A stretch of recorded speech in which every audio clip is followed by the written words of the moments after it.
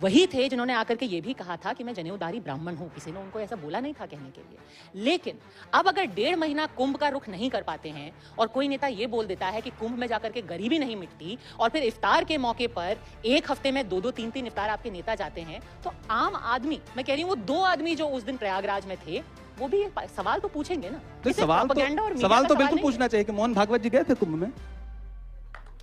नमस्कार दोस्तों, स्वागत है आप सभी का। आप देख रहे हैं मिस्टर इमाम। दोस्तों, आज का डिबेट वीडियो होने वाली है इमरान प्रतापगढ़ी और गोदी मीडिया के बीच में। दोस्तों, जैसा कि आपको मालूम है, जब मुस्लिम नेता गोदी मीडिया के साथ मंच साझा करते हैं तो विवादित बयान लेने की पूरी कोशिश होती है, जबकि इमरान प्रतापगढ़ी एक सांसद है जिससे विकास के मुद्दे के बजाय पोलराइजेशन के सवाल किए जाते हैं। इसी बात को लेकर इमरान प्रतापगढ़ी गोदी एंकर को आईना दिखाने का काम किए। So guys, this is going to be a great video. I request you to watch it till the end. Let's start the main video. Picture चालू करो बे। शाहीन बाग में ही आपको सामने क्यों करती है? कुंभ में तो वो आपका चेहरा सामने नहीं लाती। नहीं, कब हमको कांग्रेस पार्टी ने कब आगे किया शाहीन बाग में? नहीं, जब भी कोई ऐसे मुद्दे होते हैं, वक्त के मुद्दे होते हैं, शाहीन बाग के आंदोलन में पद्मजा जी आप सबसे मुखर आवाज थे। यहाँ देखिए, यहाँ होता क्या है ना, आपकी पार्टी नहीं करती है, मीडिया ढूंढती है। मुझे भी हैरत होती है कि इमरान प्रतापगढ़ी यहाँ बैठे हैं तो मुझसे इस पे बात नहीं होगी कि मैंने पिछले 3 साल में देश की राज्यसभा में कौन कौन से विषयों पे बात की। मुझसे बात होगी कि इमरान प्रतापगढ़ी आप तो मुस्लिम फेस हैं, इमरान प्रतापगढ़ी आप तो शाहीन बाग में खड़े थे। मैं इलाहाबाद विश्वविद्यालय का पढ़ा हूं, मैं संगम के किनारे पला बढ़ा हूं, मुझसे ज्यादा कुंभ शायद किसी ने देखे हों।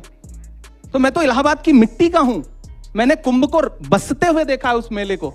और हम सारे लोग वहां, आज राजनीति हो रही है, वरना इससे पहले तो जितनी बार भी कुंभ का मेला लगता रहा है, क्या हिंदू, क्या मुसलमान, क्या सिख, क्या ईसाई, इलाहाबाद में रहने वाला हर व्यक्ति उसे अपना मेला समझता रहा। और इस बार भी तमाम नफरतें उस वक्त हारी कि जब सारी व्यवस्था जो है वो चौपट हो गई, लोग परेशान रहे। भगदड़ के बाद देखिए मस्जिदों के दरवाजे खुले, कौन हिंदू था कौन मुसलमान था, सबने एक दूसरे के लिए अपने दिल खोल दिए। तो हिंदू मुसलमान तो रह ही नहीं गया वहां पर। ये तो जबरदस्ती का बनाया हुआ एक नैरेटिव है जो भारतीय जनता पार्टी को सूट करता है, सरकारों को सूट करता है। लेकिन ये बात भी सच है कि कांग्रेस, आपको लगता नहीं है कि जैसे आपने कुंभ की बात कर ली और आपने कहा कि क्यों ये एक गलत धारणा बनाती है, ये सब मीडिया की गलती है। सर, सॉरी टू से, पिछले हफ्ते आपने इफ्तार की पार्टी रखी, वहां राहुल गांधी जी गए और क्या तुलना की गई? 1.5 महीना कुंभ चला, नहीं गए ना वो इफ्तार पार्टी में गए। तुलना किसने की? सभी एक आम जनमानस से सवाल क्यों किया तुलना? राहुल गांधी इससे पहले जब केदारनाथ गए तब तो आपने उनको हिंदू हृदय सम्राट का खिताब नहीं दिया। इससे पहले जब वो हजारों सीढ़ियां चढ़ करके वैष्णो देवी जी के दर्शन करने गए तब किसी ने उनको हिंदू हृदय सम्राट का खिताब नहीं दिया। आज जो इमरान प्रतापगढ़ी के घर पे इफ्तार करने चले आए तो आपने तुलना करनी शुरू कर दी। क्यों की? मीडिया ही तो तुलना कर रहा है ना, भाजपा ही तो तुलना कर रही है ना। तो भारतीय जनता पार्टी जब इस तरह की तुलना देश के सामने रखती है अपना राजनीतिक फायदा लेने के लिए, तब उस समय मीडिया जो है अपना दायित्व क्यों नहीं निभाता? सर, आपको लगता नहीं है कि अगर, चलिए आप लोग 60 करोड़ का वो जो आंकड़ा है वो नहीं मानते हैं, 66 करोड़ का, मैं कह रही हूं कि वहां पे अगर 2 लोग भी गए, 1.5 महीना चला महाकुंभ, चलिए वो 144 साल वाला नहीं था, वो हर 12 साल वाला ही सही, लेकिन जब केदारनाथ गए, वो वैष्णो देवी गए, सबने उनकी सराहना की। वही थे जिन्होंने आकर के ये भी कहा था कि मैं जनेऊधारी ब्राह्मण हूं। किसी ने उनको ऐसा बोला नहीं था कहने के लिए। लेकिन अब अगर 1.5 महीना कुंभ का रुख नहीं कर पाते हैं और कोई नेता ये बोल देता है कि कुंभ में जाकर के गरीबी नहीं मिटती और फिर इफ्तार के मौके पर एक हफ्ते में 2-2 3-3 इफ्तार आपके नेता जाते हैं, तो आम आदमी, मैं कह रही हूँ वो 2 आदमी जो उस दिन प्रयागराज में थे, वो भी सवाल तो पूछेंगे ना। सवाल तो बिल्कुल पूछना चाहिए कि मोहन भागवत जी गए थे कुंभ में। उम्मीद है आरएसएस आपका जवाब देगी। नहीं, आप बताइए गए थे कि नहीं? आपको तो हमसे ज्यादा आप जागरूक हैं, आप मीडिया का हिस्सा हैं, तो जाहिर सी बात है आप आरएसएस के कई नेता गए थे। नहीं, मोहन भागवत जी गए थे, कांग्रेस के भी कई नेता गए थे, दिग्विजय सिंह जी गए थे, उनकी फोटो भी आपको दिखी होगी, डीके शिव कुमार जी गए थे और उनका विरोध हुआ। उनके बाद किसने विरोध किया? कांग्रेस पार्टी ने विरोध किया। किसने? आपके नेता ने कर्नाटक में। मुझे एक नेता का नाम बता दीजिए, कर्नाटक में किस नेता ने विरोध किया? यही नैरेटिव है जो भाजपा का नैरेटिव है जिसमें मीडिया साथ देती है। मुझे एक नेता का नाम बता दीजिए, किसी नेता की मजाल नहीं है। मैं इमरान प्रतापगढ़ी हूं, मेरी बात सुनिए, मैं इमरान प्रतापगढ़ी हूं, मैं अफ्तार करूंगा, मैं नमाज पढ़ने जाऊंगा, मैं उम्रा करने जाऊंगा, मैं हज करने जाऊंगा।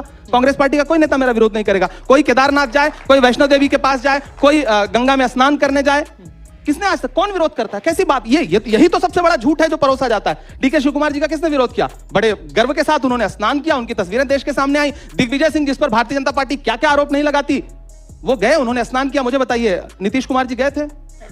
नहीं गए थे।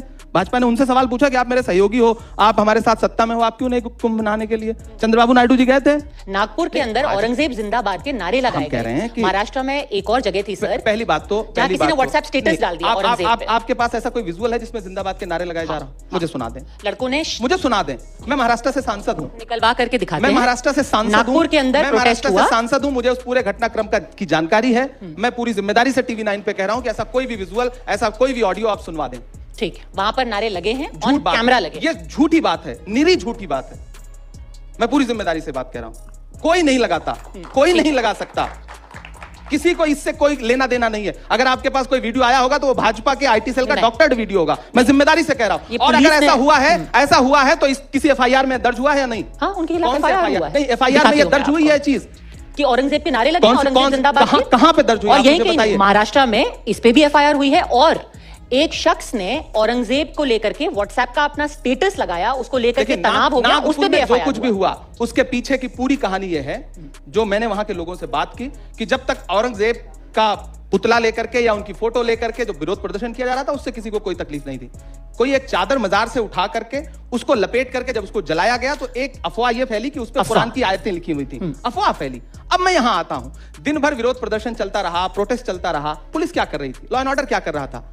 उन्होंने एफआईआर दर्ज की 12:30 बजे। एफआईआर दर्ज करने से जिम्मेदारी खत्म हो गई। आग लगी, दुकानें जली, घर जले, या फिर लोगों की गाड़ियां जली, वो शाम के 7:30 बजे शुरू लोग हुआ। जख्मी हुए। तब तक दिन भर प्रशासन क्या कर रहा था? मुख्यमंत्री का गृह क्षेत्र है, किसका फेल्योर है? मुख्यमंत्री का फेल्योर नहीं है ये। इंटेलिजेंस ब्यूरो क्या कर रही थी? एलआईयू क्या कर रहा था? जिम्मेदारी कौन लेगा? इसकी भी जिम्मेदारी कांग्रेस पे डाल दी जाएगी या फिर इसकी जिम्मेदारी भाजपा लेगी आगे बढ़कर के? नहीं, उसकी जिम्मेदारी तो अधिकारियों को होनी चाहिए। अगर खुद मुख्यमंत्री जिस भाषा का इस्तेमाल लगातार कर रहे थे, भारतीय जनता पार्टी का एक मंत्री वहां पर जिस भाषा का इस्तेमाल करता है, नीतीश राणे, अगर आप बताइए क्या वो संविधान को मानता है? शपथ उसने संविधान की ली है ना। और वो किसी धर्म विशेष के खिलाफ, किसी वर्ग विशेष के खिलाफ अगर मतलब बहुत ही अपशब्दों का प्रयोग करती हुई टिप्पणियां करता है तो पूरी भाजपा सो रही है, मुख्यमंत्री सो रहे हैं, प्रधानमंत्री जी सुनते नहीं है इन बातों को। और अगर सुनते हैं तो ऐसे लोगों पे लगाम क्यों नहीं लगाते हैं? सवाल है या नहीं? What do you think about this video? Do let us know in the comment box. To watch more videos, like and subscribe our YouTube channel. See you in the next video. Till then, Jai Hind.